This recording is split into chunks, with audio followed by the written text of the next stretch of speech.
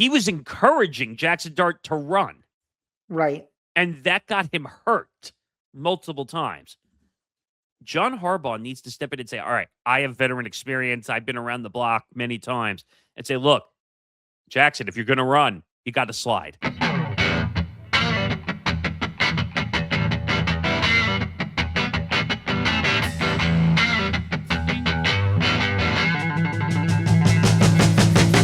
Welcome to episode 314 of Empty the Bench here on the Empty the Bench Network. He's Zain Bando. I'm Nick Morgasen. Make sure to like and subscribe. YouTube.com/ETB Network. I think we're about 3 subscribers away from 1,100 now. So go and hit that subscribe button. Click the notification bell. Let us know you're following all our notifications for all our latest shows. If you can't listen on the video side, listen to Empty the Bench wherever you get your podcast, Apple, Spotify, iHeartRadio, everything that we are on. And if you want to follow the show at ETB Sports, Twitter, Instagram, TikTok, at ETB Sports, follow the network at ETB Network, Twitter, Instagram, TikTok, and you know the deal. All right. Big show today, a lot to cram into, so we're going to do our best to kind of stay on track to the best of our abilities. A lot of NFL, as we say, the NFL is never gone anymore. The NFL is a 24/7 business.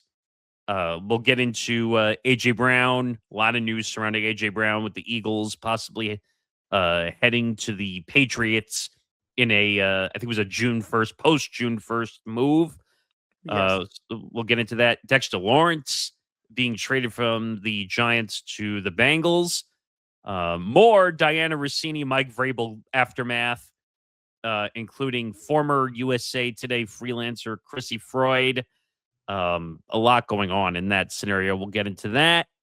Yeah, Also, more than you could have even comprehended a week ago before this became a story. Because at this time a week ago, it was a very much a non-story. yeah, this story has kind of gone off the rails, going 1,000 miles down the train path. Also, now there's a story out that the Patriots tried to stop the New York Post from publishing the story, which now backs my defense even more that Mike Vrabel should have been investigated for this. But we'll talk about that. Also, the NFL draft is coming up. And obviously, I forgot to mention this programming alert for the network as well.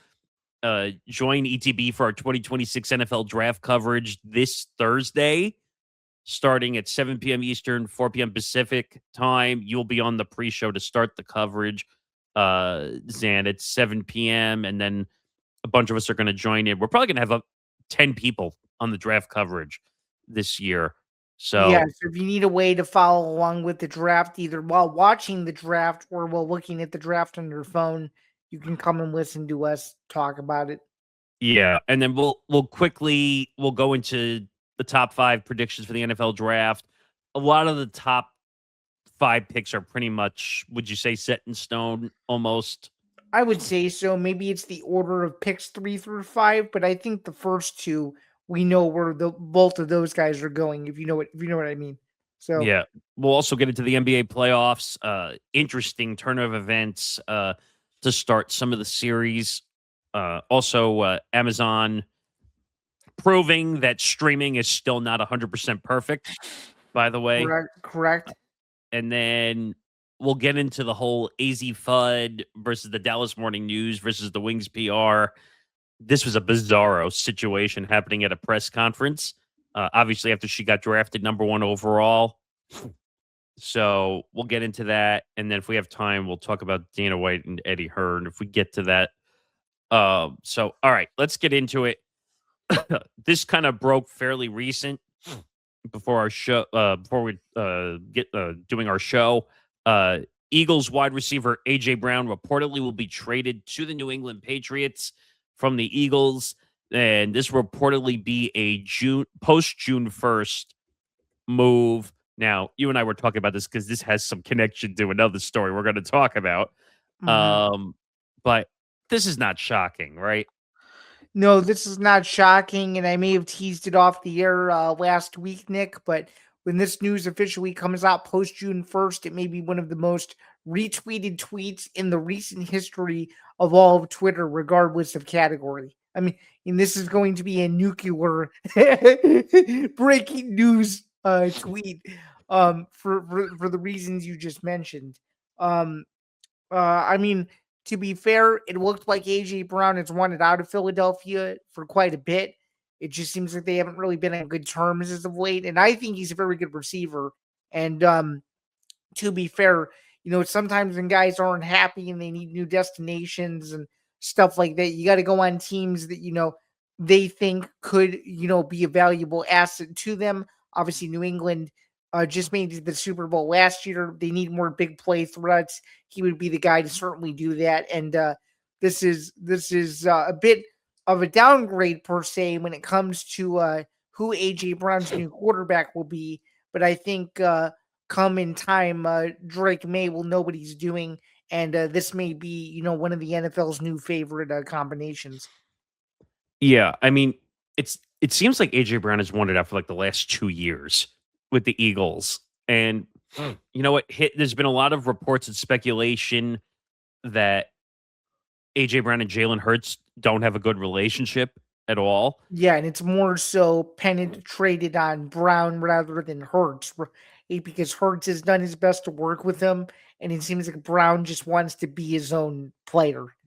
First of all, Basically, get me the ball, let me go score, and don't ask any questions about it. well, it is odd if he's a number one wide receiver, why he's not getting enough reps, why he's not getting enough balls during the game. Now, is this a Jalen Hurts personal issue? Is this an Eagles personnel issue? I I don't know, but Did it stem from all the sideline stuff that happened in the playoff game last year? was he the one with the book? I can't Yeah, remember. I think Yeah, so. Yeah. he was reading a book on the sideline because he was so bored, not wanting to watch the game. I mean, you know what, man? If you don't like what you're doing, then just leave. If you don't like the situation, now it's easier said than done. By the way, did you know he's only 29 years old? I did know that. Yep. That's crazy, right? That he's been around for so long and he's only 29, which means he still has decent years left. Probably 4 years left, maybe. And he would fit, I think he would fit well in the Patriot system because he would actually get more balls thrown to him I think there. so. I think so too. And as I just alluded to, Drake May needs that big name target that they didn't have a year ago. And this is no disrespect to their core from a year ago, but you weren't seeing May put up video game numbers or anything remotely close to that. Agreed. And New England, how I like to think of it, Nick, and we spoke about this from week 6, week 7 on. New England was just good in the ugliest way possible. they won games that they probably shouldn't have won either. I feel like they were the king of that, like in the last minute winning games. Yeah, them and the Bears for sure.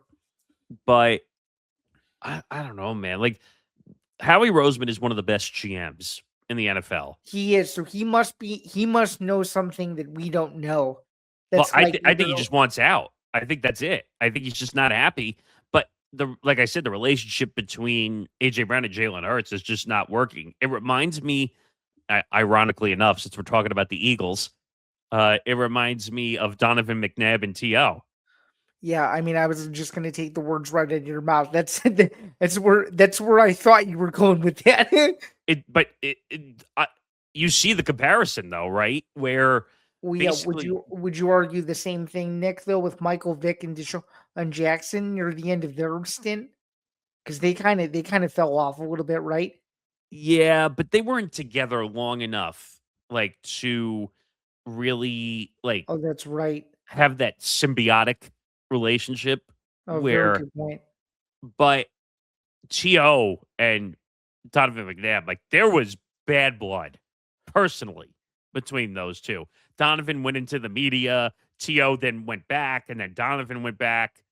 Like, I don't know how those two guys stayed together for as long as they did and didn't kill each other in the locker room. It was basically Batman and Robin.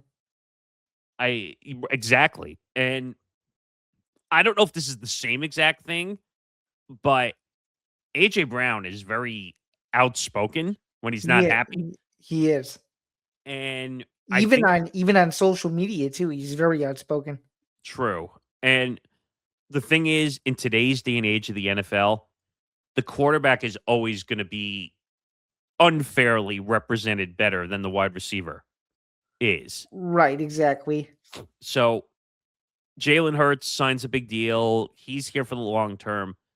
They're going to take Jalen Hurts' side. They're not going to take AJ's side in this scenario No, whatsoever. they won't because Jalen Hurts is the quarterback, and that's the most important position on the field, at least for most teams, if not every single team. So of course they're going to defend their leader. So, I mean, long story short, there's not much. I think he's going to get what he wants. He's going to fit in. I think Drake May, who airs the ball out a little bit more, might be good for AJ Brown, and he instantly would become number one in their wide receiver core by far. Oh yeah. So we'll have to see how that plays out, but they have to do it as a post June 1st because then they could split the salary up because of the amount Oh they would have to get out from oh under. oh, I got you. Okay. So they and it makes sense because they want to be less on the hook for some of the money, which he's probably getting paid a lot of money if I had to take a guess. But I would say so too, and I'm sure. Would you guess he's probably had his dealings with Sirianni too? oh, for sure. And let me be very clear about something. Nick Sirianni is a little bit of a hothead. I mean, he's been a Like, hothead since the first day he was there. but I'm saying He is was talking crap at his introductory press conference. He was. Oh yeah. if it wasn't for him winning a title, like this crap would not fly, Oh, right? I know. I know. I think the Eagles fans would turn on Sirianni if he hadn't won a championship. But think about the issues Sirianni has had, like where he'll look up at the crowd and start flipping people off or yelling at fans. Like, in what world is that normal? Maybe in the world of James Franklin, but that's about it. Man, I would have loved to do that. James Frank, well, the thing that happened at the James Franklin game, well, for the West Virginia game, but we can't do that. We don't have time for it. But well, back to what I was saying. Sirianni's a hothead, and they might need to go find a new head coach soon. I think. I just think there's too much. He has too much ego in that locker room. But we'll see what happens. All right, moving on. Trade that little bit shocking, but not shocking. Um, the Giants trade Dexter Lawrence to the Bengals, and now the Giants have the 5th overall pick and the 10th overall pick in this upcoming draft. Yeah, and we obviously haven't gotten to what do you call it? The NFL draft yet, but just kind of speaking about it, based on some mock drafts, I'm just saying there's going to be some pretty solid replacements for Lawrence if they do their homework the right way. This is obviously a big deal for him to go to Cincinnati. The Bengals haven't had an anchor piece in, I would say, several years to lead that defense to anything remotely relevant. He has a good frame. He has good size. He's been in the league for quite a bit. I mean, he's going from one very mid organization, to be fair, to one that still has not fully gotten out of the funk of Joe Burrow being 100%, which I've always told this to you for years. You can't have one guy carry the whole team. And that's been a big issue for Cincinnati for a long time. But at least their defense is upgraded, and just maybe they won't give up 40 plus points a game this year because last year's pass defense was very difficult to watch. Oh, it was atrocious. It was awful. Like the strategy for the Bengals essentially was score, score, score, score, score, and let's just outscore everybody. And look where that got them on And the it didn't, sideline. yeah, it didn't get them much of anything. And It, they blew just so many late leads, and yeah, I, I think Zach it Taylor. was a devastating season. I think Zach Taylor is overrated. By the way, too, I think so too. because everyone The says The Bengals probably wish that that they still had Marvin Lewis, to be honest with you. wow, I haven't heard that name in ages. But that I team is mean, so bad, and I said it on ETB Lounge the other night. Like, people give me a lot of shit because I like when I went and said the Bengals are a terrible team. If you remember, like 2 years straight, I said they were going to miss the playoffs. Well, what happened? They missed the playoffs both times. Um, I don't think they're a good team. This might be a little hot shot too, but I think Joe Burrow's overrated. you do. Okay, that's a bold that's a bold statement. That's a I very bold statement. What has he won though? He got a huge contract and hasn't won anything. Hasn't he just won one playoff game, I think is what, or is it two now?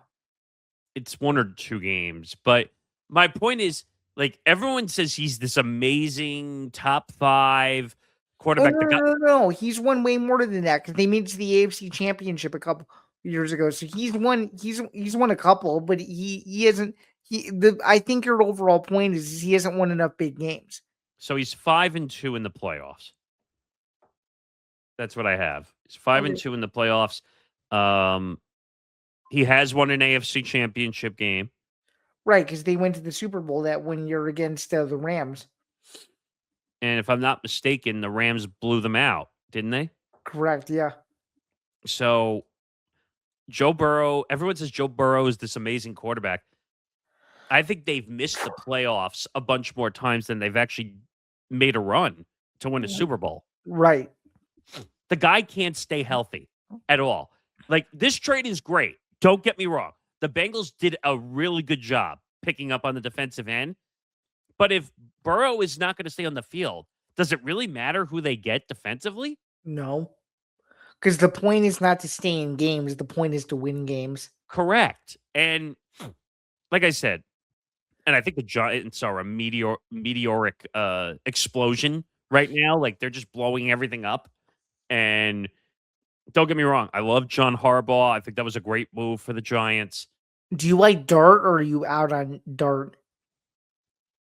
It's too early, right? I think the jury's out still on Jackson Dart. I think like it's I too early. I want him to be good because I think he has a chance to be good. The problem is, and this is where Dable effed up big time. He was encouraging Jackson Dart to run, Right. and that got him hurt multiple times. John Harbaugh needs to step in and say, all right, I have veteran experience. I've been around the block many times, and say, look, Jackson, if you're going to run, you got to slide. Like, Mhm. you have to slide and avoid the hits. Because what did he have? 2 concussions last season? At least two, yeah. And we already know where this goes. We've been down this road with Tua many times, where the guy's had so many freaking concussions. Like, he's a backup where, in Minnesota now? Yeah, I think so. Or is it Atlanta? No, it's Atlanta. Oh, Wanna, yeah, Yeah. Wanna, yep. So I don't know, man. I want the Bengals to be good, but I don't buy it until Joe Burrow stays 100% healthy. Well, to be fair though, this is the one year that they could win the AFC North because of how fragile it is. You don't know what's up with Pittsburgh. Baltimore. You still don't know what's up with Lamar, and Cleveland is Cleveland. So this might be the one year where if Cincinnati doesn't win the division, they won't win it for a long time, I don't think. This is kind of like what the Knicks went through this year in the NBA, because everyone said, "Oh, well, the Celtics are a bad team," until Jason Tatum came back because he was hurt, and a bunch of other teams were just not in. It was the Knicks year, and to be honest, they just didn't prove it. No, they did not. But same thing. You're right. Could the Bengals have a much better year than they did last year? Sure. Well, I'm just saying the stars are aligning to where some of these Yes. teams are so you don't know where this might be their one shot for a while. No, Try to I win the agree. division. But it all depends on Burrow Mhm. staying healthy. And what was it? A turf toe situation? That's right. Yeah, it was. And we And spoke about it when the news broke when he got the turf toe. That's what a- we went off that week's episode with. and if I remember, also the whole gambling investigation that went down. Correct. Also, but you know what? It's a good move. Long story short, this is a good move for the Bengals, but the jury is out unless Burrow stays healthy. I'll just leave it at that. All right. Now it's time for the drama portion of this show. Crissy Ford. Now, Oh, Freud. Freud. Oh, I keep doing that. Sorry. Crissy Froyd. Now people are saying, Nick Zan, who the hell is Crissy Froyd? And we're gonna tell you, Crissy Froyd was a former freelance writer for USA Today. Mm-hmm. For And several NFL wire sites, by the way. correct. And she thought it was a brilliant move to go out and basically crucify Dianna Russini and basically, what would you say, rain on her parade, Mm-hmm. essentially. Mm-hmm. And basically, USA Today said, no, you're not going to do that publicly, especially since you're working for us. You're fired. Um, Well, technically, it would be more so a termination because she wasn't a full time employee. I don't think she could technically be fired. well, She could only be yeah, terminated. correct. But and in case people are saying, but guys, they can't fire her. Yeah, they can. Freelance means you're employed until you're not employed anymore. Yeah, technically, I can be removed at any point from any of the things I am. Well, that's what I'm saying. Like you're employed until the company says we don't want you anymore, Right. essentially. And I'm trying to find the direct quote because for some reason I can't find it at the moment. But she went off on Dianna Russini in ways that you even said didn't make sense, right? Yeah, there's a point where she stretched herself a little bit, in my opinion. And even USA Today came out and said, "Look, like this is not how we operate." Like, oh, and I found it. So USA Today, I found that part. USA Today Sports has ended its contractor relationship with Crissy Froyd effective immediately. Her recent statements do not reflect our commitment to professionalism or uphold our principles of ethical conduct. And by the way, the statements that statement is referencing are various tweets about her opinion of the situation. Correct. Just for And further context for those who haven't seen that. So, I mean, this is crazy. Like every national platform is doing this story. That's the incredible part of this. And I'm trying to find, and people are now going after her because of the whole JT Daniels situation. mhm. Also, that was the former college football player who had to retire in 2023 due to medical situations. But apparently, they were dating, and she doesn't think that what her behavior was the same as Diana's. Like, I don't know where should we start on this timeline of debauchery?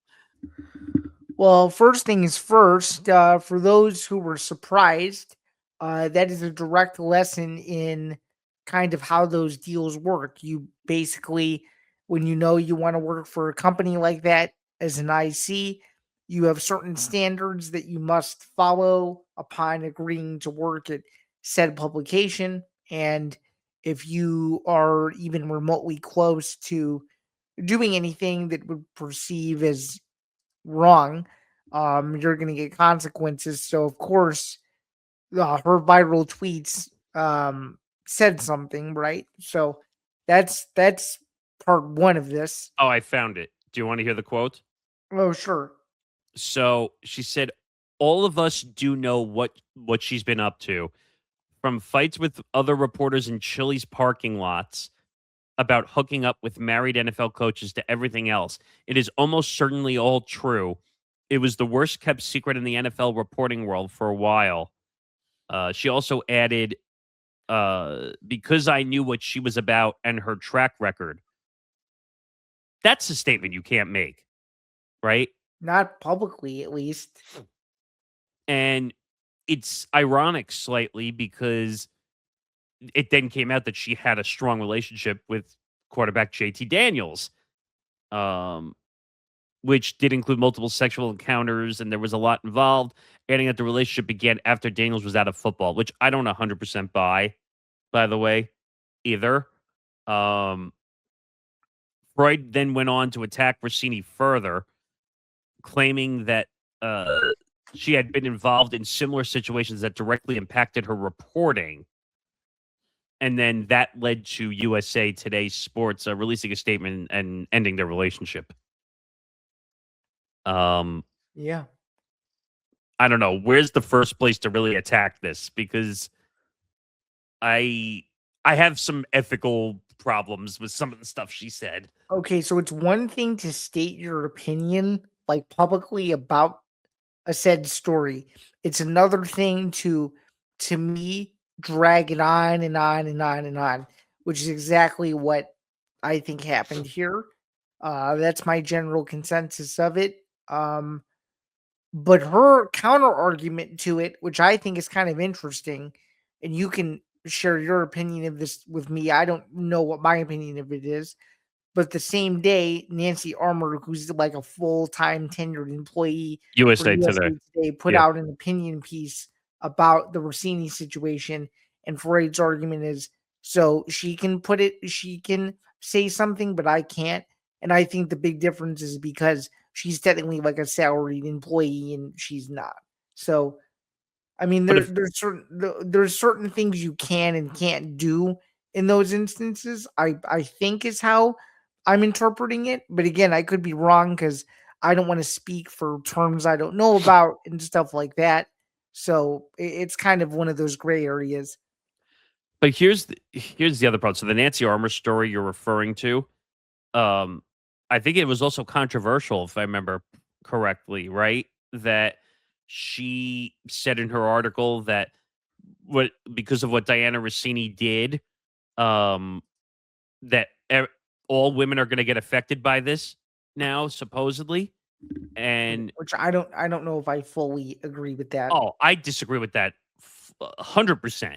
That so she's basically saying because Dianna Rossini allegedly, because again, we don't know, and I'm going to stress this until this information comes out that it's all allegedly because we have no idea that if Dianna Rossini did what she did, that it ruins it for all women. How do you know? How do you know it ruins it for all women? You don't. Well, because her belief is that women have to work twice as hard to be in the same position that men are in. And I'm not disagreeing with that, but to say that because Dianna Rossini allegedly made one big giant F up, that doesn't mean every woman is bad in the industry. Does Right. it? I at least don't think so, but other people can have their opinion. See, that's one of those things where I don't really think about it that much because if there are female reporters that I like and trust, I will follow their work and the rest just kind of don't. It doesn't really cross my mind where I don't think about it like that. Just kind of The one thing that's frustrating to me is that we look at people in our industry and we look at women, a lot of great women in this industry who do a lot of great work, and they get dragged in the mud stupidly for no reason because oh well women have to work twice as hard and the only way they can get stuff from sources is by uh, sleeping with the coaches or the players or which is not true at all. right. It's not true, but my point is these assumptions that people make are so out of left field that it's almost like they don't know how the industry works. Well, yeah, you just said it exactly right. It's because they don't know what they don't know what the industry really is. But at the same time, and I'm getting severely frustrated with the fact that we're going to tarnish everything Dianna Rossini did and say it's an ethical violation, which, from a journalism perspective, if it's true, if it's allegedly what happened, then yeah, it would be a journalism ethics violation. 1000% would be. But why are we not going after Mike Vrabel? Is what I don't get at all. Because they're saying that they were cheating. So wouldn't it be an ethical violation too, from Mike Vrabel's point of view, if he's cheating and basically trading scoops for alleged sexual favors, or no? I mean, it depends on how you look at it. Um, I mean, if that's true, then he is in the wrong. Hopefully that did not happen. I obviously don't know. We don't know. None of Nobody us knows. none of us know. But should he be investigated at least a little bit? I think so, because he was the other person that was involved in the situation. And the other weird thing is like everyone, like the other 4 or 5 people that were And also, around them. how is nobody talking about? Which this is what I don't under, and some people have brought this up. I don't know who specifically. I'm blanking on which analyst has brought this up, but a few of them have. Where are her friends that she was is on this That's what trip I'm with? talking about. Like that. And they have not come forward and remotely defended her publicly even once that I've seen. And I'm trying to remember the guy's name. I think his name is Steve Ginsburg. He was her boss at the Athletic. Um, That's correct, Ginsburg. Basically came out and defended it quickly without doing an investigation. I think I said it last episode that PR 101, when something happens, that instead of jumping to a conclusion, whether defending or saying someone is guilty, you should say, okay, I don't have any information right now. We need to go do an investigation and we'll get back to you when we get more information. Right. And That's that's what the right. that's what they should have done. But then it led to the newsroom at the Athletic, the New York Times, going nuts because they defended her without doing a proper investigation. But the long story short, for Crissy Froyd's point of view, she has no leg to stand on in this scenario because she supposedly was dating a football player and doing all this stuff. So who is she to have a thought? And now I'm not saying everyone's entitled to their opinion, but does she really have the right to really be commenting, considering she was involved in some stuff like this? I'm not sure. It's a major gray area, and my 2 cents is just I just don't think you get. This is just my opinion. When you're covering someone and you know people around that person, I just feel like you just leave it alone and you walk away from the situation. But based on and again, I don't want to assume and I don't want to twist words, but I just feel like it's too much of a gray area from her standpoint to even. I don't know. I don't know. I feel like the whole thing is very odd, and people also, and to some extent, they are right. They're calling her out a little bit because they feel like she's making the story about her. So And the weird part is she doubled down, basically saying, "Look, I have zero regret for anything I said." You would even say that that's a no-no. Like one posting the confirmation quote of why she got let go, which and is then just just something you don't do. You keep all that private. You don't release any of that. That's just my opinion. I just don't get from the standpoint of like it's almost like she knew she was going to do this, right? The way it was like how all her comments just came tumbling out of nowhere. Well, I was surprised. I had no idea she would speak out about it. I just don't. What was the end goal of doing all this? I always find this interesting when someone goes off the beaten path and then it goes viral, and then you see the person show up on all these media outlets. What was the end game? To Probably go to try, viral? no, probably to try to scrutinize Russini. Probably No, no, that I, was. I get that, but what's the end game? Because she lost her job at USA Today, so and I don't think anyone's going to hire her. I mean, I have no idea what her end game is, to be honest. You know what I could see, and I wouldn't put it past them. I could see her ending up at Barstool A lot of people have said that. because Barstool loves people who just say stupid things and go viral. And at Barstool, she can do whatever she wants, essentially. Um, but the thing is, you know what I've heard also? People are saying Dianna Russini might end up at Barstool. Yeah, that would be a little awkward. But I think I could see Diana ending up at Barstool because she's friendly with Big Cat and PFT and a lot of people there. Oh, true, true. So now I know we didn't really get into the speculation part of where she could end up. And a lot of people say, oh, well, it's an admission of guilt because she resigned, like we talked about last week. You agree that that's not an admission of guilt, right? her resigning? It's not an admission of guilt, but at the same time, if she's claiming she didn't do anything, why did she resign from her position? That would, I think she just needed to go. She needed to leave. Well, her contract was up June 30th anyway. yeah. So who knows what her contract situation would have been, but she claimed she didn't want to give the story any more oxygen for what was going on. But it's not an admission of guilt. People leave jobs all the time. Is that the same thing? Would that be an admission of guilt if you left a job? I mean, No. It would just be moving on. so I don't know. This story blew up to the point where I don't know who's going to hire her at this point. I think it would either be Barstool or Metal Arc because Lebitard and the show are friends with her too. I'd say Barstool, Meadowlark, or She can go Outkick. independent. Well, she kind of already was independent before all this anyway. Well, she worked at The Athletic. That really wasn't independent. But Are you talking about Freud or Russini? I'll talk about Russini because we were talking. Oh, okay. I'm sorry. I was going to say yeah. Freud has mostly been independent for the most part. Well, now she might not have a choice really going forward. Full disclosure, I did send her an email trying to get her on press row.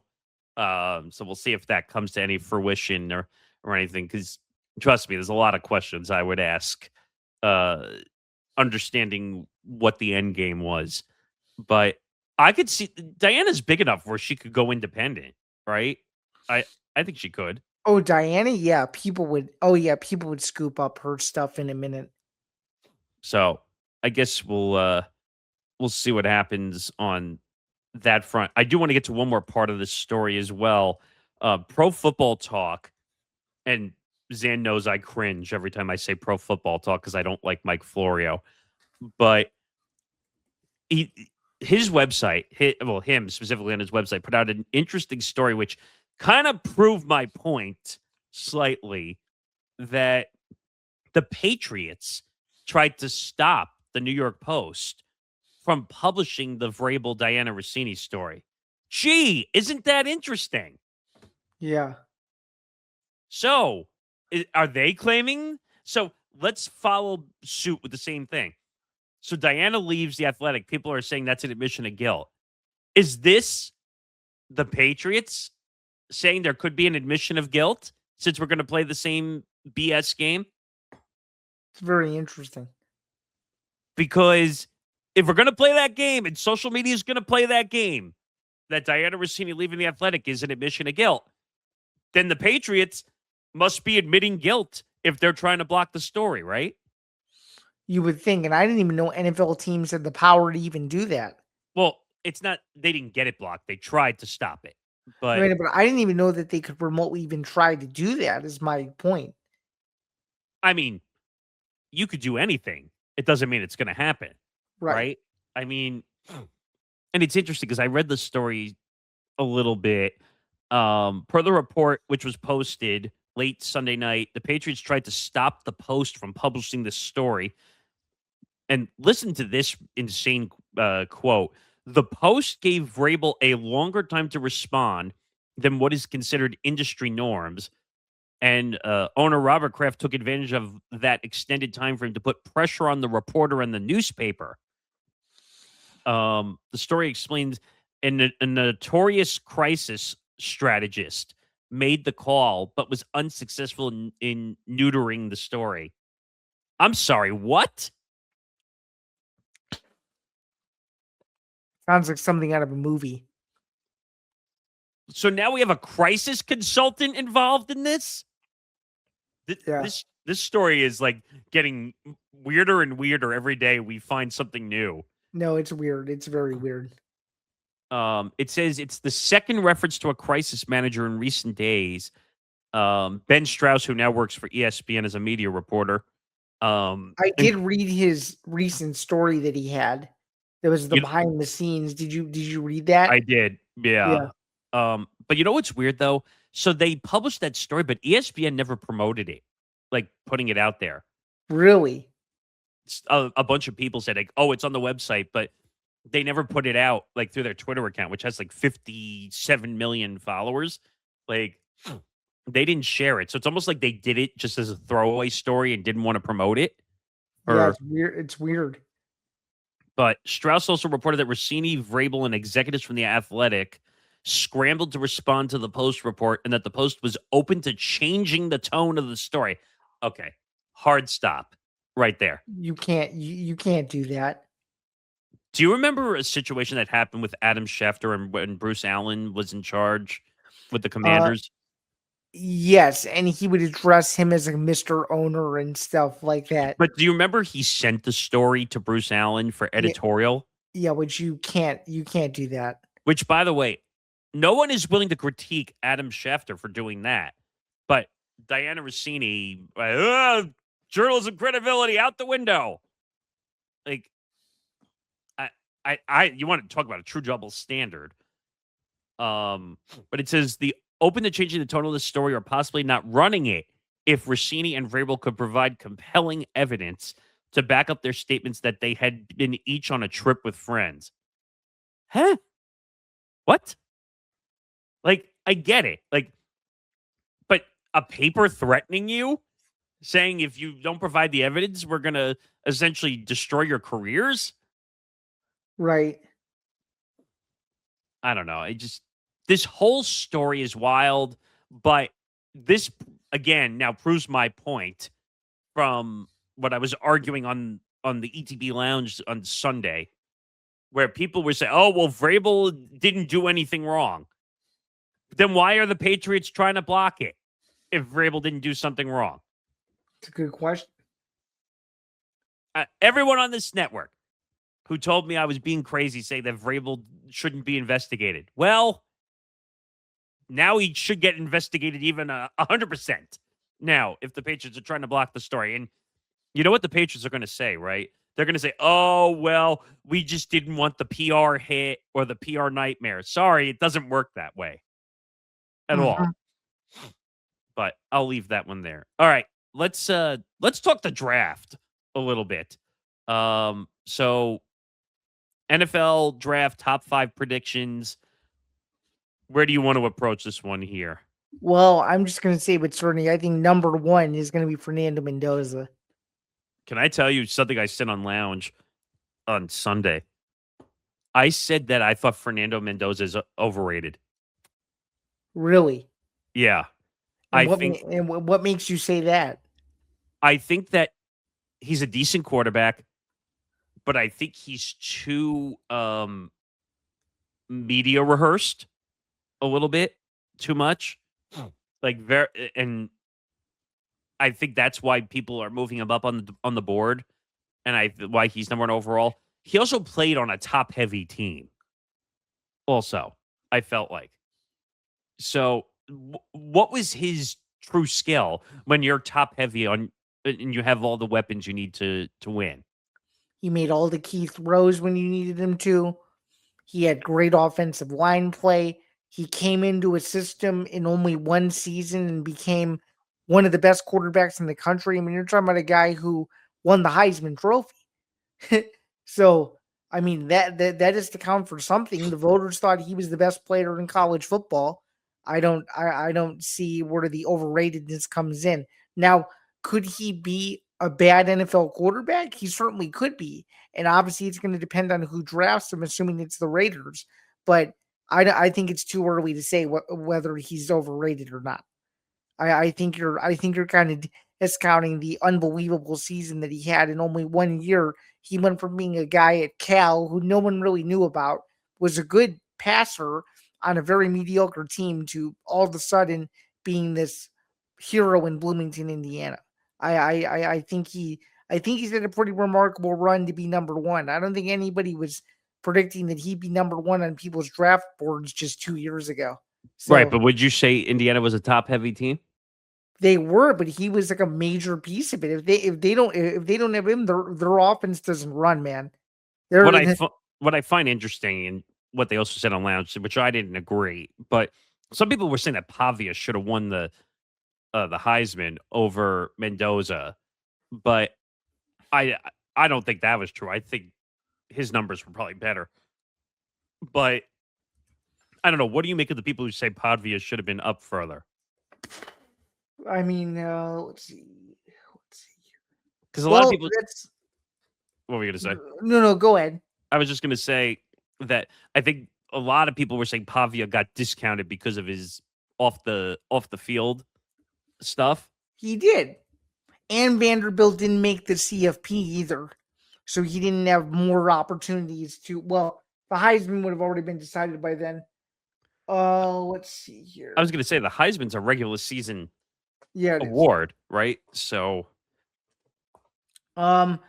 Diego Pavia was better statistically, but Fernando Mendoza was a more accurate passer than Pavia was. but that doesn't make any sense to say one category is better than everything else that Pavia's done, and Mendoza won the Heisman. Well, Mendoza had 2,758. Let's see, 2,980 passing yards and roughly 240 rushing yards for 38 total touchdowns. While Pavia had 3,192 passing yards and 36 total touchdowns. So they were relatively similar, at least in my opinion. I'll tell you right now, like I think Pavia didn't win the award because of all his off the field nonsense. I think that's why. I think so too. But I think them not making the CFP had something to do with it too. Because if they were in contention for it at the end of the season, I think he would have gotten a lot more publicity. When they knocked themselves out of it, you kind of knew it was either going to go to Mendoza or Julian Zain, and of course Mendoza won it. So I understand, but the Heisman is like the MVP, like in any other sport. You don't judge the playoffs or for. no, I know. I'm saying, Nick, if they were in contention still, I think it would have had something to do with it because of when the ceremony falls. That's my point. No, I get that, but I always thought like when you look at the Heisman or you look at any other individual award, it's just supposed to be strictly performance based, whether it's in contention or not in contention. It's Like supposed to, but everybody kind of has their own interpretation of it. Is my overall point. I So don't know. I I mean, don't know. I don't know. Is Pavia even going to get drafted? Well, let's see where he's projected. Let's find I out. I thought I read it was like fourth or fifth round. I thought I read possibly, but Let's see here. Well, I have it right here. This is according to NFL.com. Let's see here. I don't think it's going to be that high, to be honest. You don't think so? No, Yeah, they don't. The NFL.com doesn't have him going in the first round. He's got to be like a fourth or fifth round. I think that's my guess. I don't know, but I do have the projected top 5 picks. He is supposed to be a day 3 pick or undrafted, 6th or 7th round. Okay. Oh wow. So that's even. They have him even lower than I thought he was going to go. Mm-hmm. I mean, I don't really think he's an NFL ready quarterback by any means. You don't think so? No. I think the off the field is going to affect him. Also, it's very Johnny Manziel like. Yeah. Well, it's not even. Well, it's similar, but it's not close to what Manziel was doing, though. Aren't they friends? Ironically enough, They are. oh, go figure, right? I mean, Yeah. I don't know. Do I think he has potential? Sure, but I think his off field is going to kill his career. Okay, so let's get to the brunt of the banner though before we move on. I have it. Yeah, I have it. So Mendoza's obviously projected 1. Do you think Arvell Reese is going to go to the Jets or no? That was the name I heard, but then I also heard I forgot the defensive player's name. There was another one. Oh, was it David Bailey? Maybe. Yeah, I think so. I think David Bailey would be the better choice. I think over Avril Reese. And I was reading also that Avril Reese, didn't he transfer or like he only played like 1 year at a position, then changed or something? Yeah, he changed positions, but he had a very good Ohio State career. He was an excellent player. but I think David Bailey's probably the better. They need it. They need an edge rusher in the worst way. Um, from what I read, David Bailey is a better option than Arvell Reese. Um, I don't know. I don't know how to feel about the Jets have I think 7 first round picks in the Hmm. draft this year, which by the way they'll find a way to screw up because that's what they do best. Um, I'd rather have David Bailey, but that's me. I don't know what you think about the Jets in that scenario. I think they could draft either of them and they'd be fine. Honestly, I know they're not looking for him immediately, but if Jeremiah Love is still on the board, I mean, there's no shame in taking a look at him. He was a beast at Notre Dame for a long time too. I love Jeremiah Love's game. I do. I think he be. I'd love if the Jets took him, but they really don't need a running back. But they what am I saying? The Jets need everything. The Jets need everything in the kitchen sink. They need a quarterback too. Um, even though they thought it was funny to trade back for Geno Smith. Uh, anyway, but just going down the picks. So they have Mendoza 1, they've Arvell Reese 2, they have David Bailey 3 to the Cardinals. Then they have Jeremiah Love 4 to the Titans. And then the See, I think Giants. see, Yeah. I think Jeremiah Love should go to Cleveland. That's what I think. I think he The I problem is think no one wants to go to Cleveland. no, I know. I know. I just know they need running back help in the worst way though. And now with the Giants making that trade, now having the 5th and the 10th pick, it becomes interesting for them too. It says they're going to take Sony Styles. Which would be a steal. I mean, he's really, really good. They're talking about him for the 5th overall pick.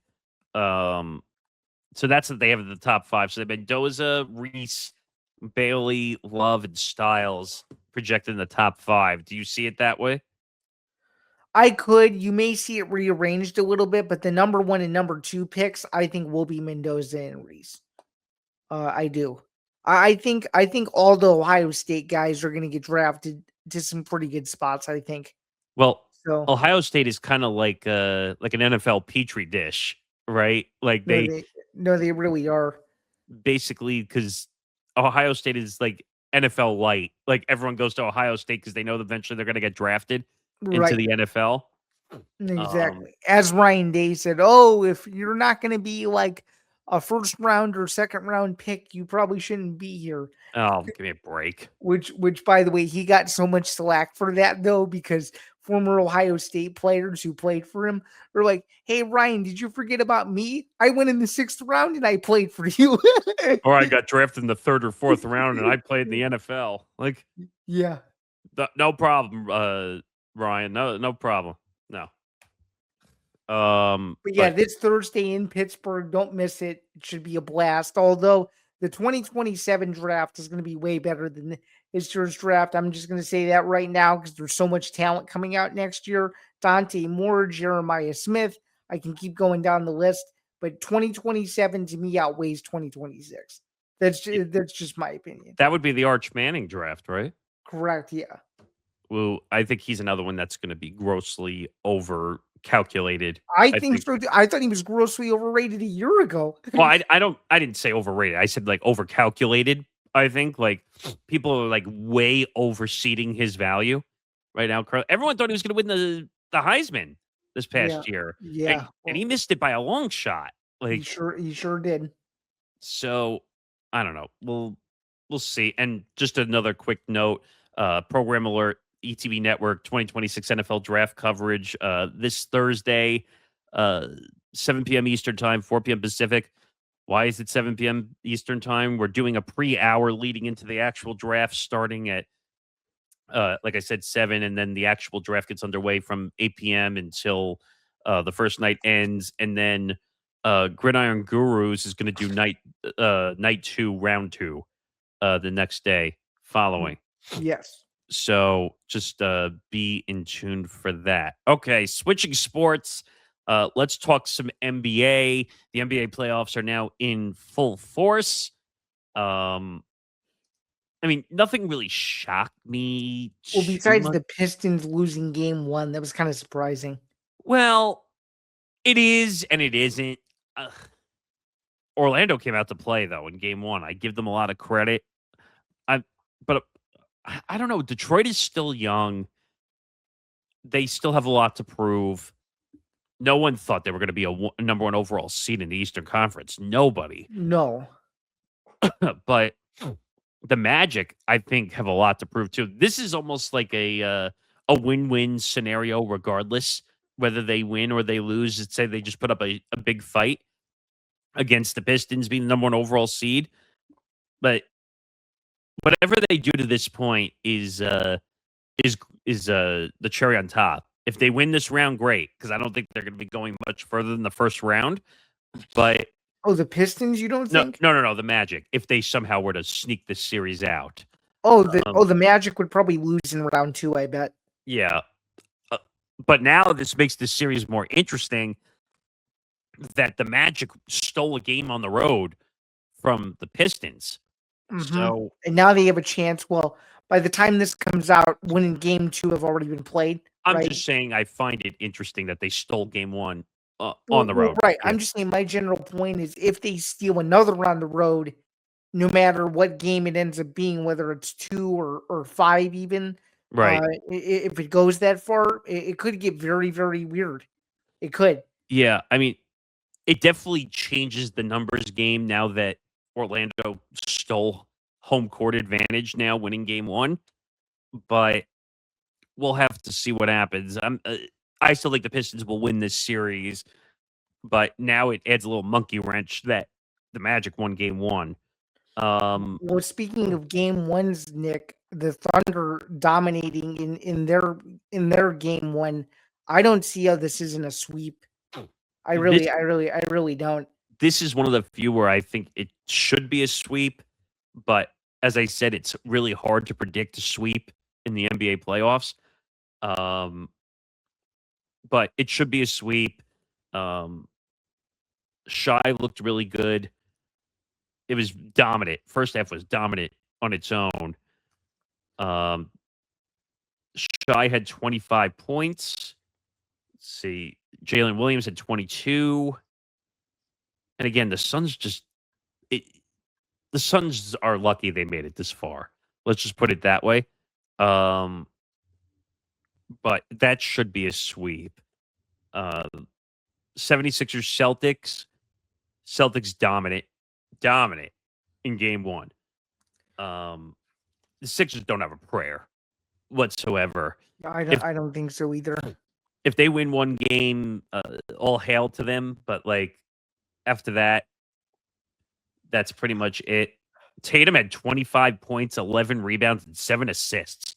Almost had a triple double. Yeah, he's a beast. And then let's see, Jaylen Brown had 26 points. Yeah, this is not going to be a series. He's a grown man, as they say. That's for sure. And then Spurs Trailblazers was close for a little while. Sure was. Trailblazers were as close as 2 points at one point in this game. They ended up winning by 13. I think the spread was 12.5 in this game. So I think Vegas must have known something again. They ended up winning by exactly 13. But incredible performance by Wemby in his debut. 35 points. Did you see him hype up the fans afterward or no? I did. No, but did you hear what he said after the game, though? He said that they need to keep wearing their teal shirts for good luck. Oh god. Because it was all plastered like around the stadium. And he said that they need the best energy possible in game 2. So we'll see. But he made history, though. 35 points in his debut, 5 3-pointers made. If this guy doesn't get some MVP votes, he definitely will win Defensive Player of the Year. I think that's a given. Oh, yeah. But if he doesn't get any MVP votes, that would be a disappointment. I mean, Nick, to be honest with you, with the looks of Golden State potentially fading away, it could be OKC and San Antonio for the West title for the next couple years, which would be unbelievable. And if you want to throw Denver as a close third behind them, too, with Jokic, I mean, Golden State's going to fade into the oblivion now. in my opinion. They're going to go back to where they were like 12, 13 years ago. which would Like be finishing. very disappointing. I mean, Steph Curry's going to be there, but he's kind of a shell of himself now with the injuries. But I don't know. We'll see. We didn't get to talk about this, but the whole NBA Amazon Prime situation. This was which game? I forgot. This was Charlotte and Miami, I think. it was the play-in game on the Eastern Conference side where they were in overtime. They missed I think 2 minutes of overall gameplay. I think. Yes. And this goes to show you, we've seen this before. Look what happened to the Netflix fight, the Paul Tyson situation on Netflix. Can we just say that streaming is just not fully 100% there yet? It's not, and streaming has become the new cable, in my opinion. So, with all the technical issues and yeah, all this stuff. exactly. I mean, can we say Tom Albano, in case you're wondering, like he laughs, like he goes on Twitter every time. What was it? ESPN Plus, or Oh yeah. He used to have so many issues with that. but that wasn't just him. That was everybody. Like that, Yeah, where 'cause it was, ESPN was a terrible product for the UFC. It was and like, didn't he say like it would always go with like to rainbow bars, or it would just stop or freeze or whatever? And Oh yeah, and it would show like IP addresses that shouldn't be there oh and my god. like crazy stuff like that. But I would just say that streaming is not 100% perfect. Everyone's like, oh, well, we're going to cut cable, which we did because we have YouTube TV. But like, everyone's like, oh, well, it's going to be all streaming. No, it's not. It's never going to be fully streaming because look at all the issues we're having right now currently with streaming. Well, even in sports bars too, Nick, these sports bars Yes. they can't figure it out themselves because now they have to spend an arm and a leg for these commercial packages to do it within compliance, and it's a whole thing. Who was the one that made the separate deal? Was it Amazon that like made a package for bars and restaurants? So it's called EverPass is what it's called. But they were the ones that did it, right? I believe so. Yeah. Okay. I don't know. We'll see what happens. I'm not fully bought in to the streaming, but I'm getting there closer to it. All right. This was a story that went viral for a multitude of reasons. So obviously we just had the 2026 WNBA draft. Azzi Fudd drafted number 1 overall to the Dallas Wings. And this led to a lot of questions of obviously because Paige Beckers is on the team. Everyone said, "Oh, they did it because they're dating and the girlfriend." Blah blah blah blah blah. It led to a lot of pretentiousness, right? A little bit. Correct. And they used to be former teammates too. Well, So- in UConn, yeah. Right. Correct.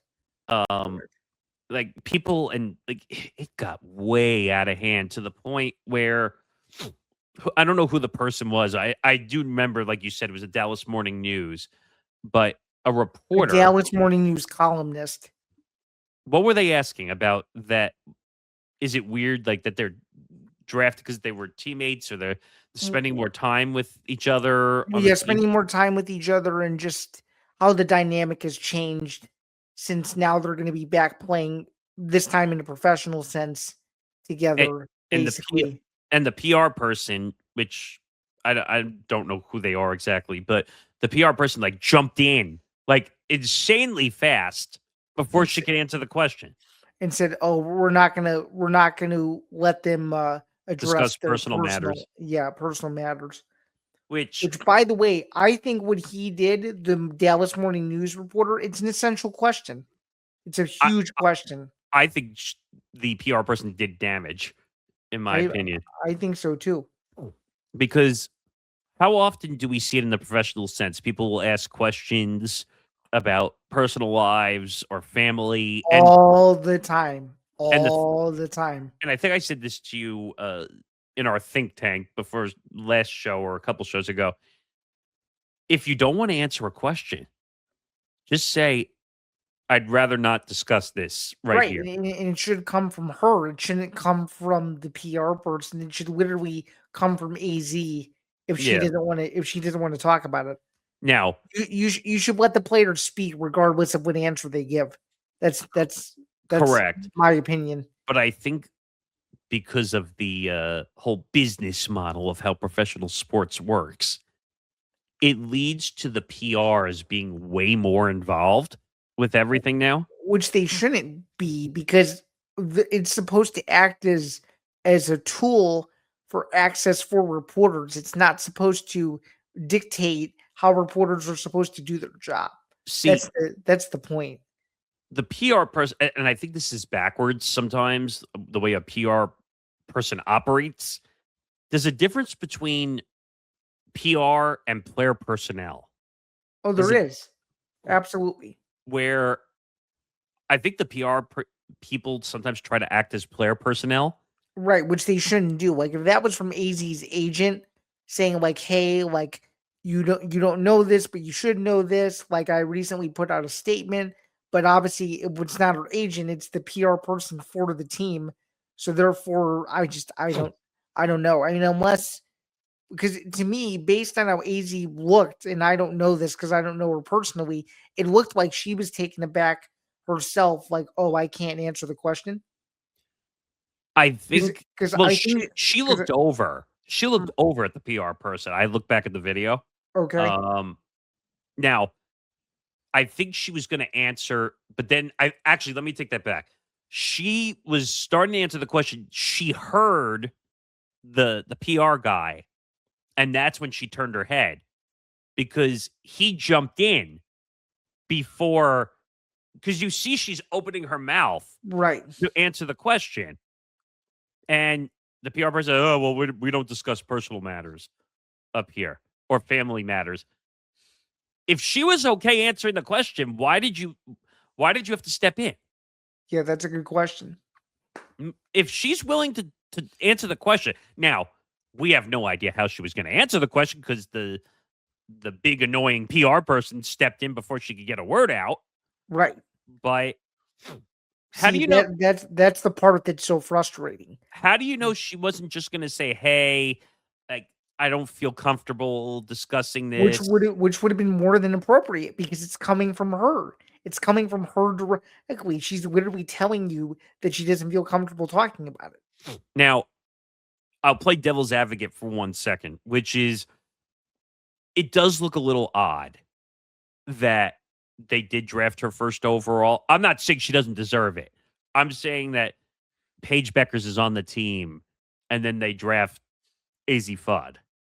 And you Like, guys didn't know this was coming. That's kind of the whole. You know what I mean? no, I'm not saying I get it totally. But it is a little odd, though, wouldn't you say? A little bit. It is. And she's a good player. She But definitely deserves to be but drafted at the top. this is no disrespect, but there was an international big that's statistically better than her, Yes. and some say that Lauren Betts is already better than AZ Flood will ever be in the WNBA. And that's the point I was getting at. That Lauren Betts had an incredible tournament, by At the way. UCLA. Oh yeah, And UCLA, I think, broke a record. I think they had like 7 or 8 players drafted in the draft. including Um, Jaquez, who went to the sky, who I'm very excited about. I heard she's an incredible player too. But the AZ, where do you think AZ was going to get drafted? Did you think it was going to be number 1 overall, or do you? I did. I actually did. Hmm. Okay, I know how good these players are, but I didn't do enough of my homework to understand where they would get drafted. AZ's a really good player. She just had an unfortunate performance in the big game, which Hmm. I don't know if that affected her draft stock. I don't think it did. I don't think he did at all. But you know what? The bigger frustration I have is not necessarily with the Wings PR. It's the way people were handling the situation of her getting drafted by the Wings. Really, you think so?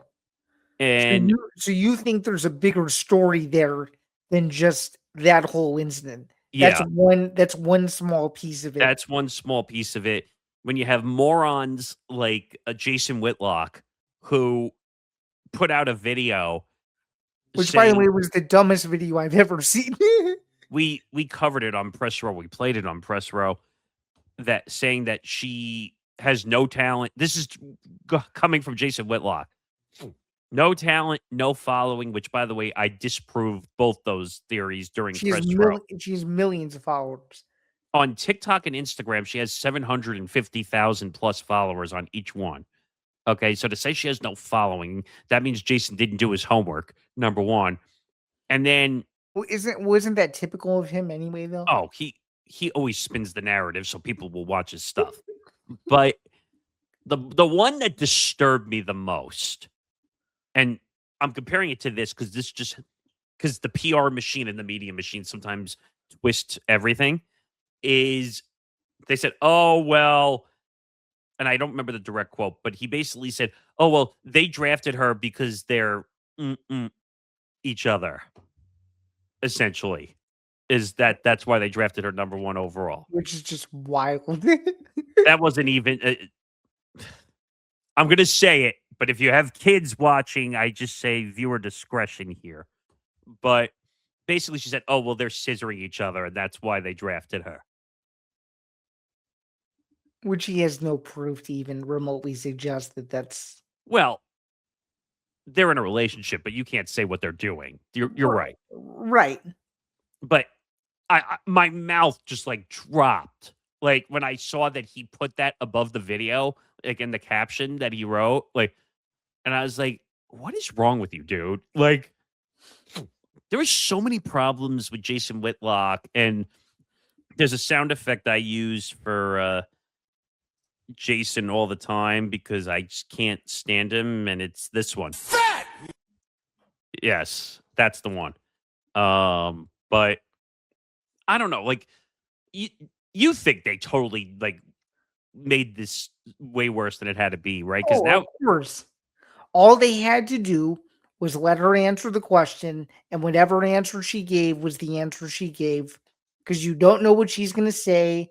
And by the way, I'm sure you know this because I've told you this. You can't make somebody say something for no, you of course not. if you know what I mean. So Yeah, all she had to do was just answer it, and whatever answer she gave was the answer she gave, and however you wrote around that quote is what you did with it. It's as simple as that. Now they're making it a bigger story. Is it, cross?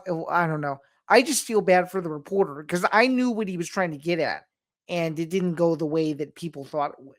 And now it's going to be like, now I'm sure and I don't cover the WNBA anymore. Well, not even in an in-person sense either. I've never covered it really in person at all.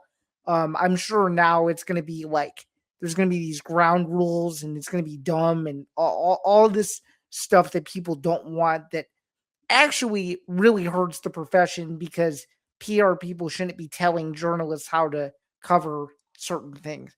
So I don't know, man. People just need to get a grip when it comes to working in the media and PR and let people speak.